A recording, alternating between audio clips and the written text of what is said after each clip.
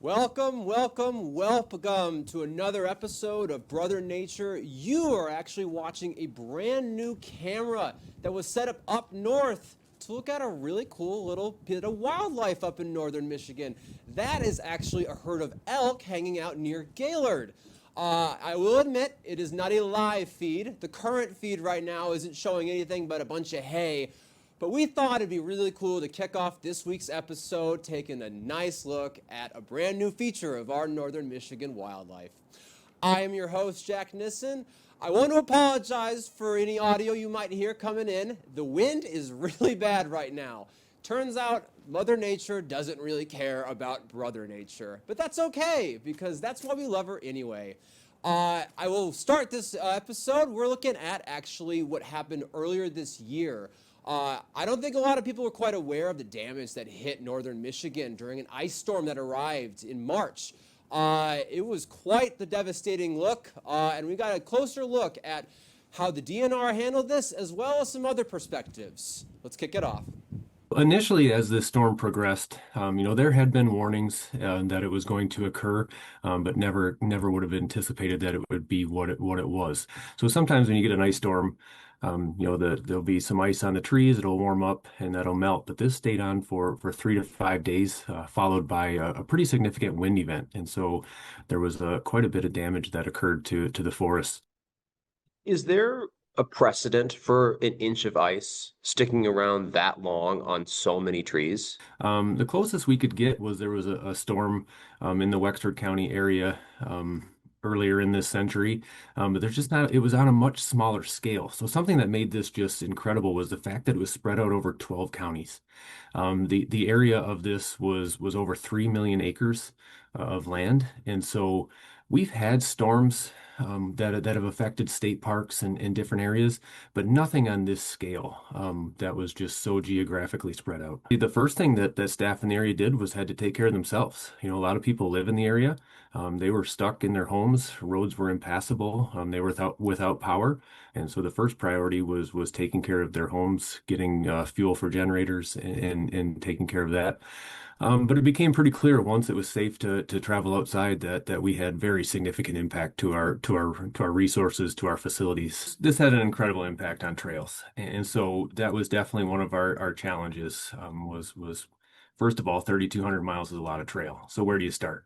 Obviously, every geographic area would love to have theirs open first. Every user group would love to have theirs open first. So that 3,200 miles is a combination of motorized trails, so your snowmobile and ORV networks, as well as non-motorized trail, linear trails for hiking and biking, as well as state forest pathway, so more single track. We had 22 facilities that were impacted.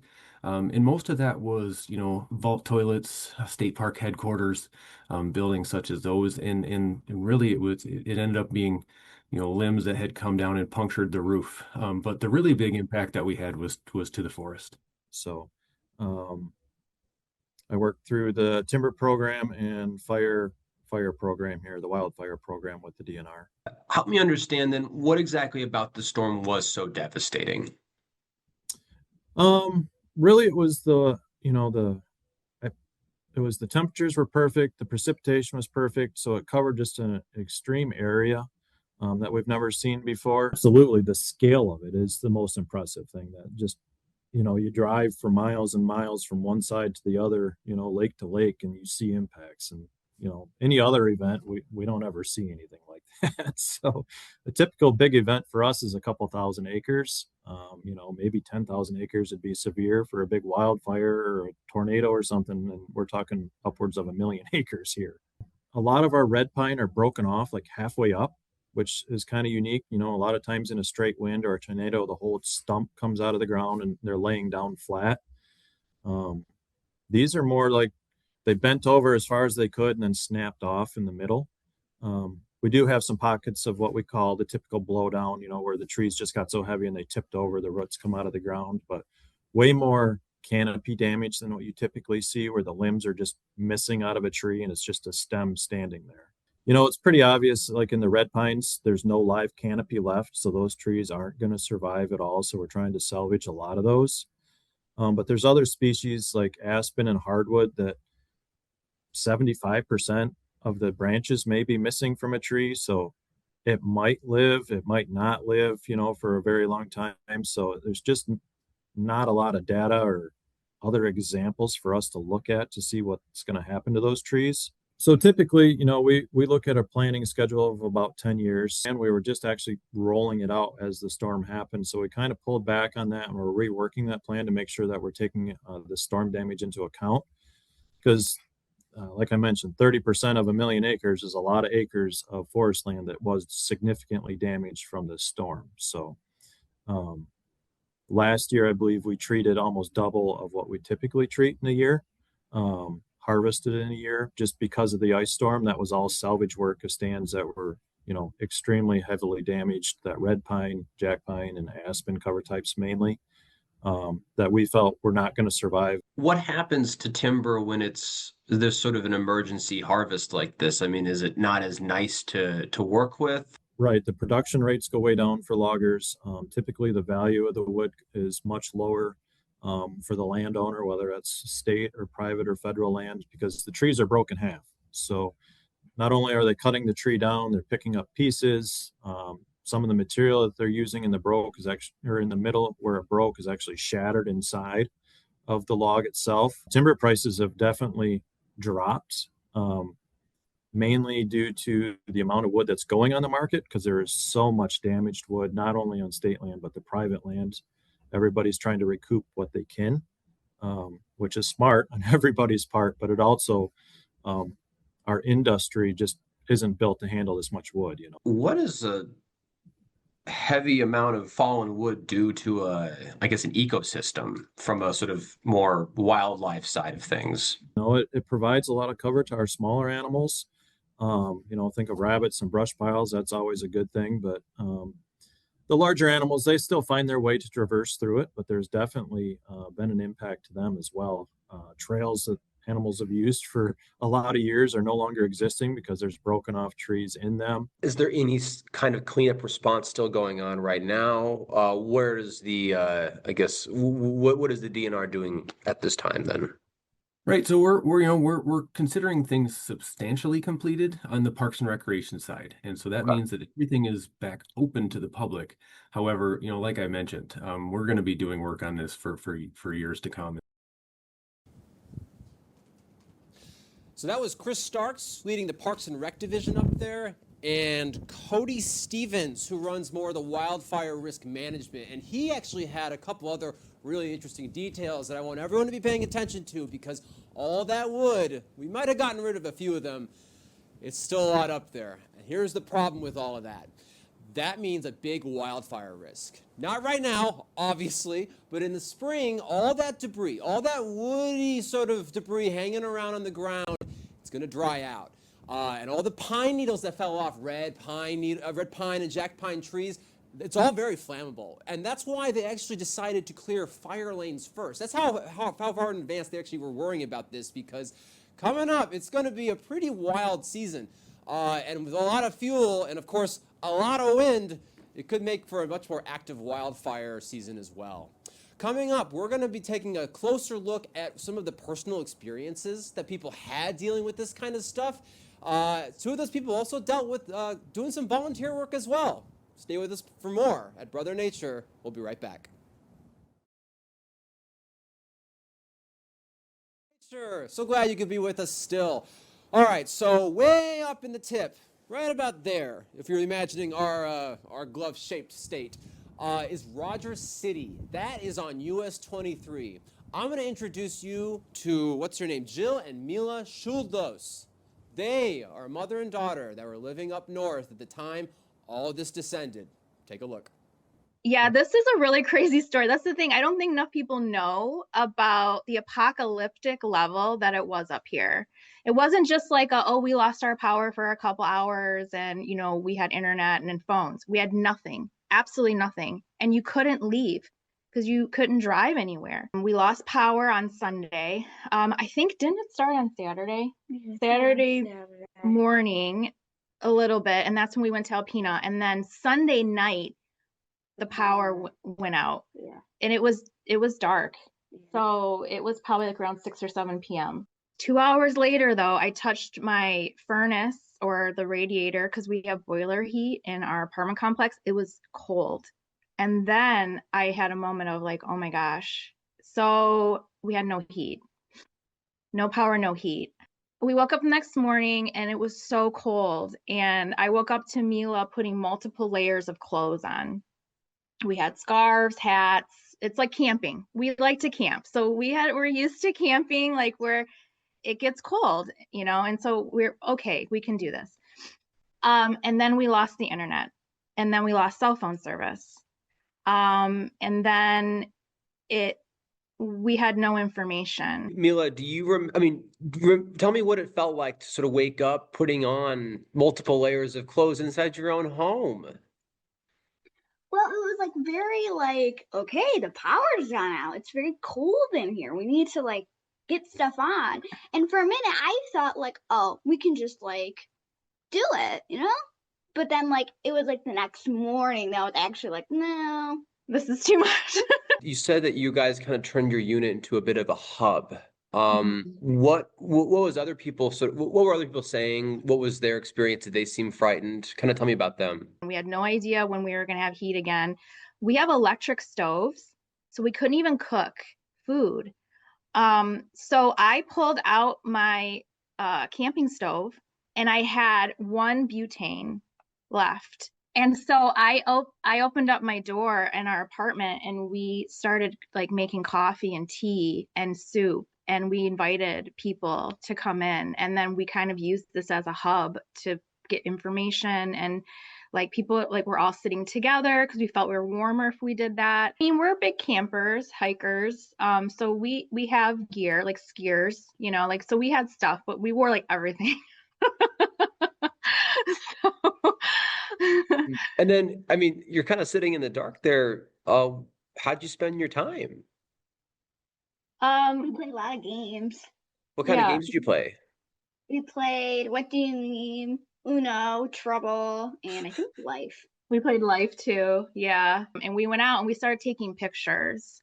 Because I do photography. I also sell photography. And so I decided like, why not capture? It was beautiful. I mean, it was gorgeous.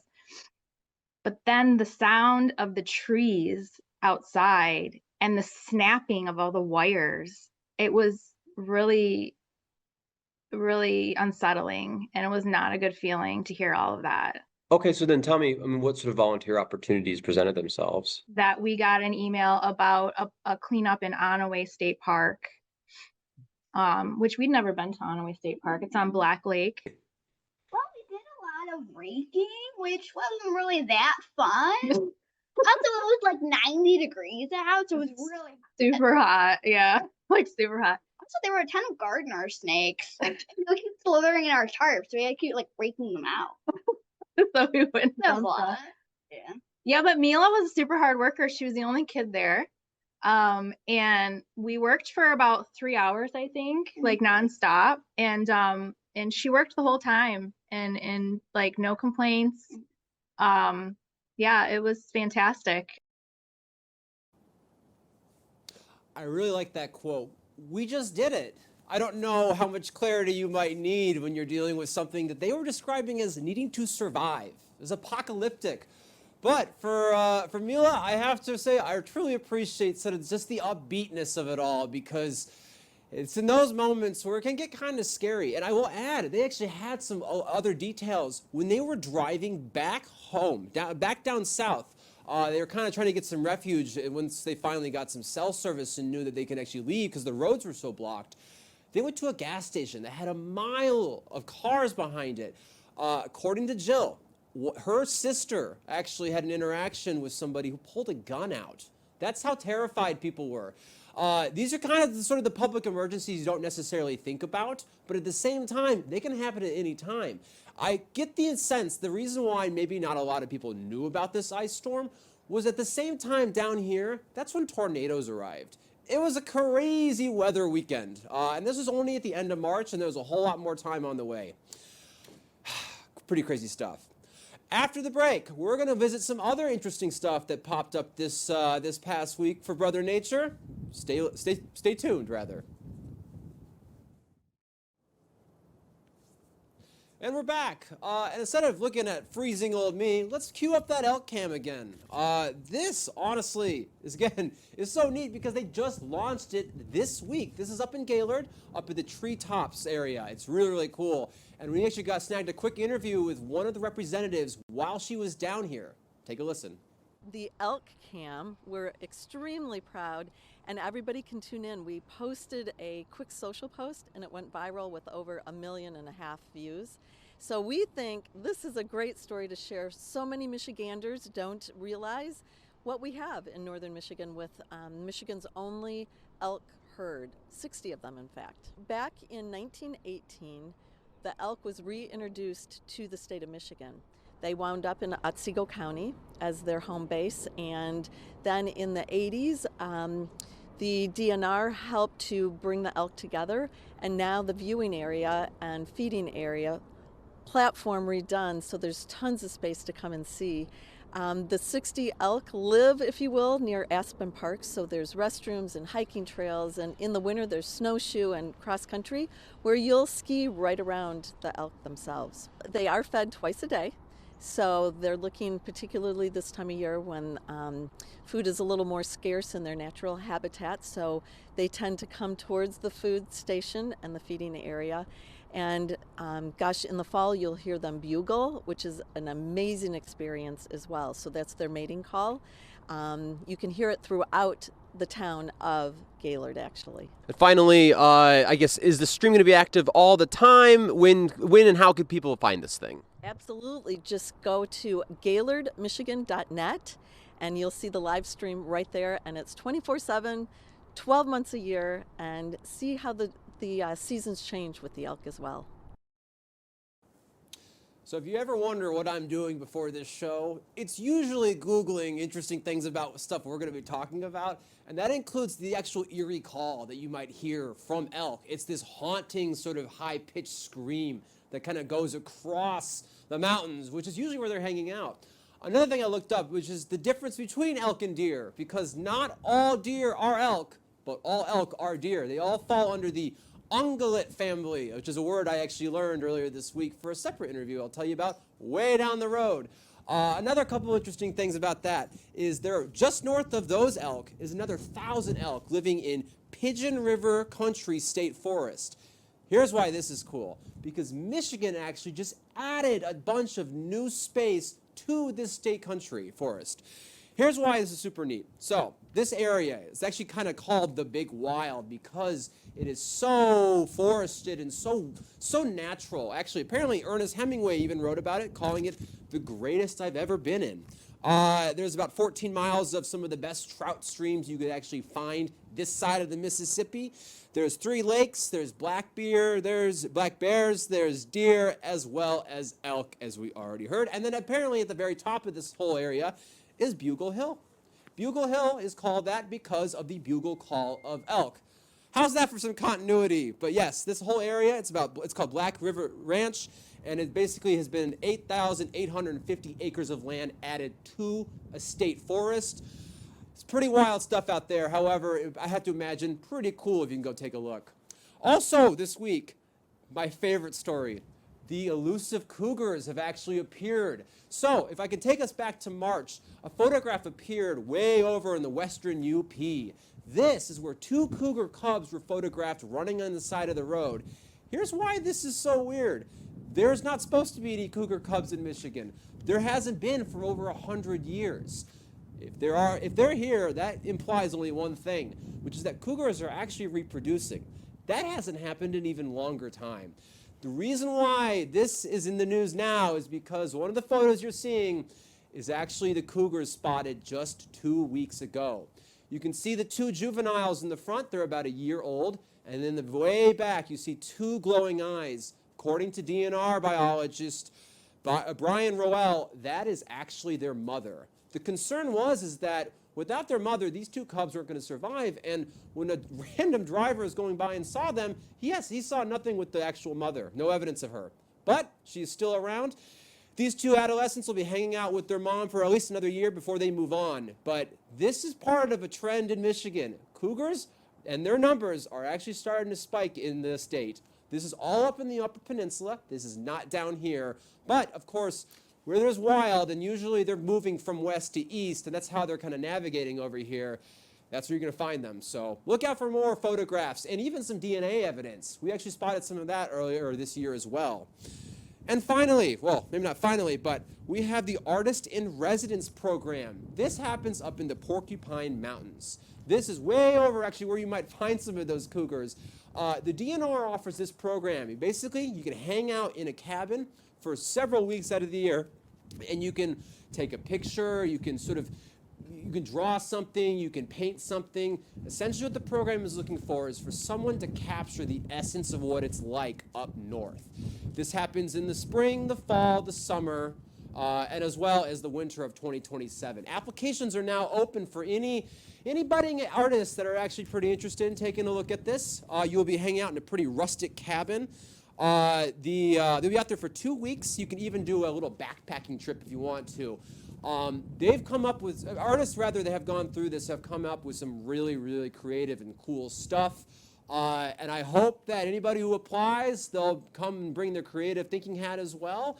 Applications are due at February 14th. If anybody is interested, I would be stoked to see what you come up with. And having actually ventured in the Porcupine Mountains a couple years ago, you're pretty far up there. It's pretty rustic, but hey, that's the best part of nature, right? That's everything for us here at Brother Nature this week. We'll be off for the next couple weeks, and then we'll be back in January for a lot more stories. I'm super excited to show all of them to you. We're looking at a very fun year, and I can't wait to show them all. That's it for us. I'm Jack Nissen. We'll see you around.